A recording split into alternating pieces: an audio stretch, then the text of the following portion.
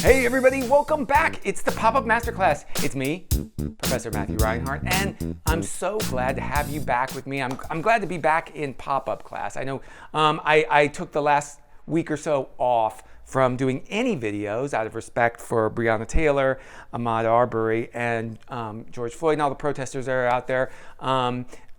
Their voices are much more important to be heard than mine. That said, and out of respect for them, I'm back to share what I know about making pop-ups. But today I'm going to show you what an asymmetrical V-fold is, and this is a book that I used, a lot of asymmetrical. I've been using them a lot lately, actually. So now there are some V-folds in this pop-up here. And I'm not even going to get into what's going on, and there's a lot going on in there. But there's V-folds working here. These are tented V-folds. See that right there? See the rocks underneath there? You can see. Let's look at them from the back. You can see back there. There's some tented V-folds. And now this is an asymmetrical V, and you're going to see the way it's attached. It's not symmetrical. These angles. So this V-fold has a fold down the center, see? Just down the center. And this and this. So you can see that it's asymmetrically placed on the base page. The other one on the top was symmetrical the way it was placed on the base page. This one is different. So it has two different angles on its V-fold. And we're going to learn how to use those and make those. I use those sometimes. The trouble is with asymmetrical V-folds is they're sometimes a little slower to open. See how slow, like I'm halfway there and it doesn't kind of go down as much, but they can be helpful. You know, sometimes when we use really super wide V's, it takes forever for them to go flat. So I sometimes use asymmetrical V's if I want to get something that's kind of off angle, it isn't 90 degrees or something that's on the base page. If I want something a little bit different, or if I want things to go in opposite directions and be really smooth. I thought this would be really helpful to show you just what an asymmetrical V-fold. See how it closes and it gets out of the way? And let's make an asymmetrical V-fold. Yeah, let's get started. Now, they're very simple actually to make. Let's first, we're going to take a base page. This is just regular cardstock that I'm using, and I am going to mark it down the center with a pencil just so you can see where the center of the base page is. And like I've always said about base pages, when we make our pop-up and we build our base page, this is the engine, right? This is the page's opening powers everything that's going to be happening on your base page. All right? So let me teach you a little paper engineering, as they say. All right. We're going to make an asymmetrical V. But first, I think we should make just a regular V-fold so I can show you what I'm talking about. So how do we make a V-fold? Well, you all know this. Usually what I do is I just cut the top off of another piece of, you know what I'm going to do? I'm going to do a different color so you can see it. There we go. Ooh, orange. Orange. All right. So I cut the corner off of a piece of cardstock, and I'm just using 110-pound cardstock that you can get from, you know, any sort of office supply store or craft store. Oh my gosh. Sometimes I've gone to Michael's and they have the most amazing different colored like packs of colored paper. I got to get some more. I got to go back to Michael's. I got to wear my mask. All right, so we're going to take this corner here and we're going to fold it in half to make the V. You all know how to do that. V-folds are amazing because they help move things in pop-ups, right? They move from place to place, and we know this. I'm going to mark the center of this. This is the center fold of our V. And this is a regular V. This is not an asymmetrical V. And I'm just going to tape it onto my base page. And let's go in close. You can see that it's lined up with the center of the base page, right? I'm just going to tape it down along the V. We don't tape it up there. We tape it, there's the V, and then where that center fold points to. So all of these lines here should point to one area. There we go. And to the center of the base page. All right, so we've taped it down. This is a regular V, right? And see how it moves? See, that's what's so great about V-folds. They move so much. They can move, and I use many times when I'm making pop-up structures, I'm using several, like sometimes up to 20 to 30 different V's all working at once to make, you know, a bunch of different movements happen on the page. Okay, so let's mark it. Oops, I'm all tied up with my microphone here. All right, I'm going to make a mark, and I'm going to, on here, I'm going to say regular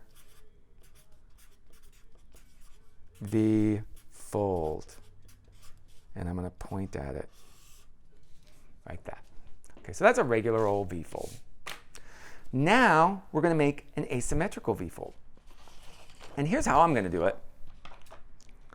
I'm just going to take another piece of cardstock. Let's use a different color. Color-coded. Oh, I like it. Oh, there we go, some scrap. I've always got like colored scrap paper around, just in case. So instead of it being like a 90-degree angle, I think this time, and this is the angle I'm working from, that's the V, that V. So it's a really wide V if you look at it in comparison, right? Now we're not going to fold it down the middle this time. We're going to make sure that, and I'm just going to do it this way. I'm going to just make sure the point is going, well actually I'm going to do it going down. Let's make sure the point is lined up with the center fold, and we can just turn it different ways. I think what I'm going to do is, oh, I like that. I like that. So if we really look at this, the center line, and I'm not going to draw on this, the center line goes down here, and we can see that this angle from here to here is different than this angle. This one is wider than that one, and that's just looking at it, you know, from my eye. Let's see. Maybe I'll do it a little bit more like, we're going to do it right there. Okay. So now, so we've lined it up. We have the point at the center of the V, and this side, this angle on this side is definitely different than that one. This one is definitely going to be wider. And we can look at it if we just like, let's just do this. Take a ruler, come over here. Okay, so we look at that side, and we look at that V going down, that V, right? That is wider than on this side. See, the V is much more narrow. All right, let's tape it down. Now, where do we tape it? We tape it here and here. We're going to tape it down to the base page. And I know what you're saying. I know you're saying, oh my gosh, you didn't even fold that in half first. Well, we're going to find the fold once we close our pop-up, okay? It'll find the fold. So we're just going to tape it down on this edge here. You notice sometimes, if you ever see me do this, when I tape something, the next thing I do, let's look up real close. The next thing I do when I tape it, I usually run my fingernail, even though I don't have long fingernails, I usually run my fingernail along it just to press the tape down into the base page a little bit better, just to make sure that my tape is fully adhered, is fully sticking to my paper. Because sometimes if you just stick paper on it, like some people just do that, like, oh, that's not stuck down. Like I like to really make sure, this is just me being crazy, but I like to really make sure that that tape is fully attached to my paper there. That's just a little weird secret that I, see how I just kind of stick my finger. I just like to make sure that the tape is fully stuck. I mean, that's what we want, right? Okay. Now that these both sides of the V, we are going to close the pop, and we're going to find the fold, all right? This is very sort of free form. I'm going to fold it shut, press it down. I'm just going to press it. Let's open it up. Oh my gosh, look at that. Okay, so the fold turned out in a different place, way different than we had expected, right? Like I think some people would say, oh, it would have folded down this center part right here like that. But it didn't. It folded all the way over here. Isn't that weird? And I'm going to mark it, and I'm going to show you. We're going to take this pencil. We're just going to mark it, okay? This is the exploring part of the of the lesson today, all right? Okay, so look at that. This side is way more narrow than this one. And here's the rule that you're going to learn. Like, I love when people bend the rules, and figure out new things. What is this up here? Okay, there we go. There's my tape. I love when people figure out new rules and they bend the rules, but I'm going to teach you the basics behind what an asymmetrical V is. All right, so we've got this placed on the base page. Let's pull it up, and I'm going to show you how you can measure that you've gotten your asymmetrical V-fold. And also, this is flat. See how I built it flat? When you build a V-fold flat to your base page, you get the most movement. Okay? Now, we don't always make sure V-folds aren't always, they don't always have to be flat to the base page. I just like to use them when especially when I'm using movement or I want a character to get really big or whatever, I will make sure that it's flat. Now, there are times when a V-fold, whether it's asymmetrical or symmetrical, needs to be tented. This is not that. I'm showing you how to measure these and make sure their angles are correct when the asymmetrical V-fold is flat. So I've marked where everything is attached, and now I'm just going to take it off with my very handy X-Acto knife. You don't have to do this part. This part is just me showing you some interesting things. Okay, we're going to call this angle A, and we're going to call this angle B. Okay, and by that I mean this V here, because a V-fold is actually two V's put together, right? There's one on one side and one on the other.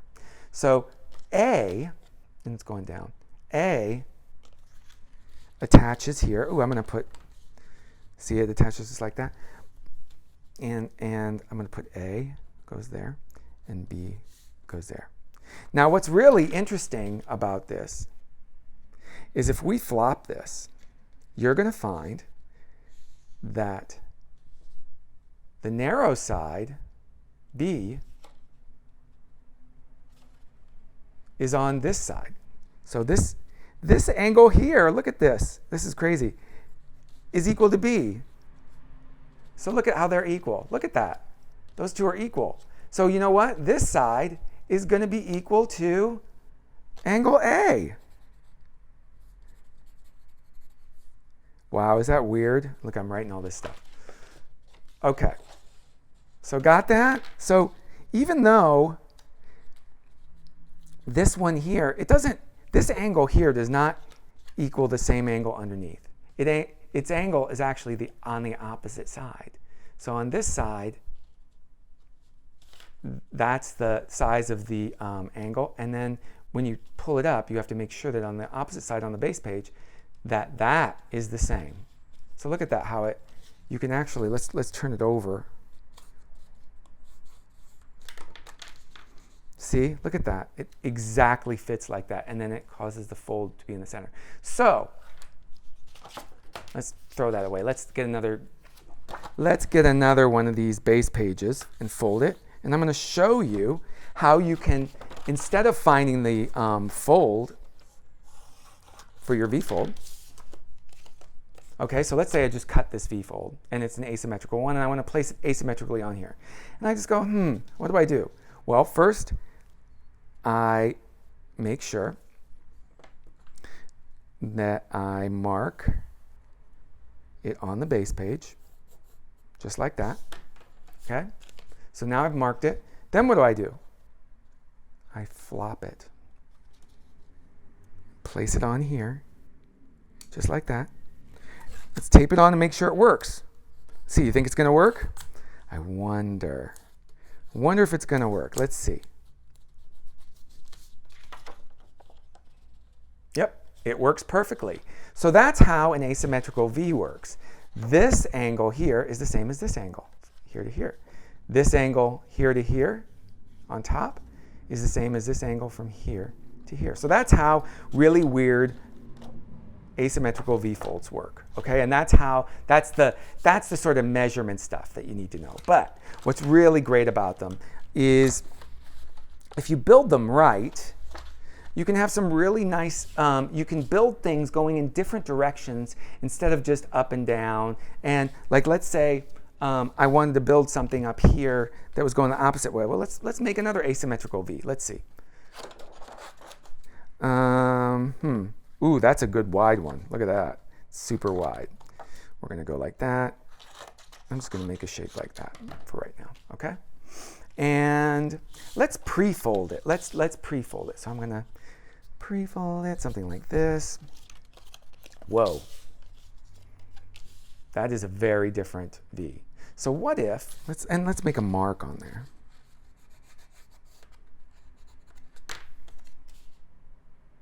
Okay, so let's mark it.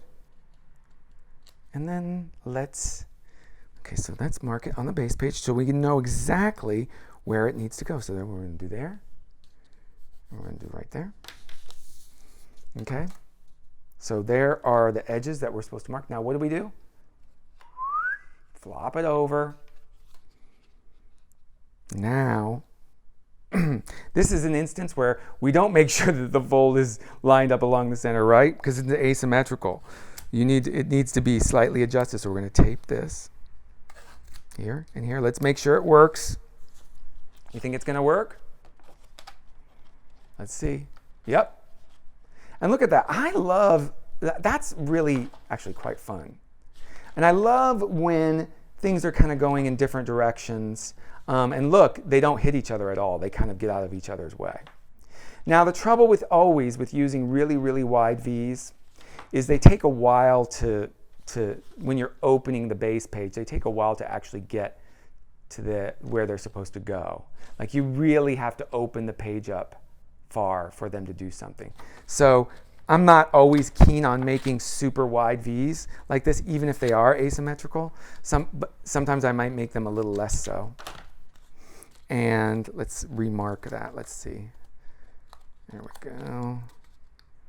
I'm just going to put it there. Let's see. This is the new line, and we'll erase the old line. Then what do? We flop it. So I'm not a big fan of making really wide V's, whether they're asymmetrical or symmetrical, because they're a lot less bang for the buck, I guess I should say. They don't move fast enough for when you open the page. So you have to be like all the way here. Oh, now we can see it. And I sometimes use it when I'm making something that is like a full scene that you can look around that is going to display flat.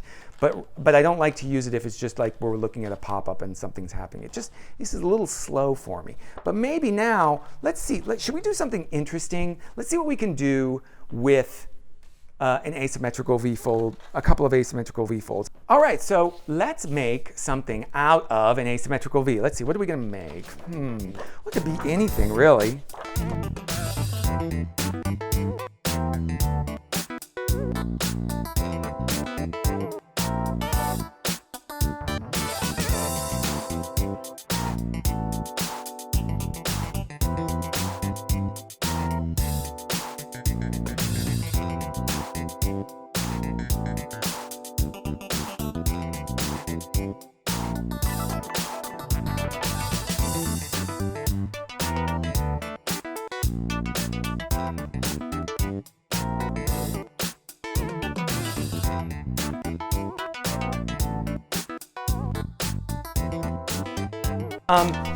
There we go. I used my asymmetrical V-folds and I made sort of a sea monster.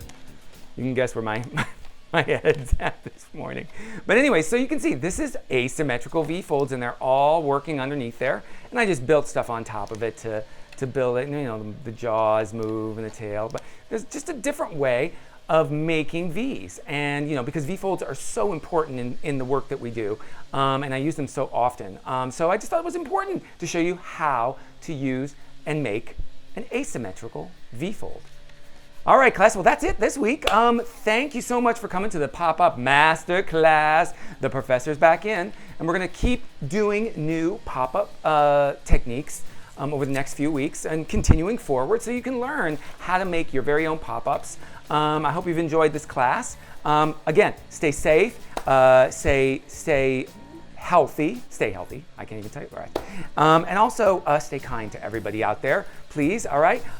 If you like what you've seen, be sure to like and subscribe. And, you know, if you want to click the bell, you can get notifications of new videos that come up, whether they are pop-up masterclass or any other videos that I'm making. We got more art classes coming too. So, class, again, thank you. I love sharing what I know with you. And I'll see you next time. Bye.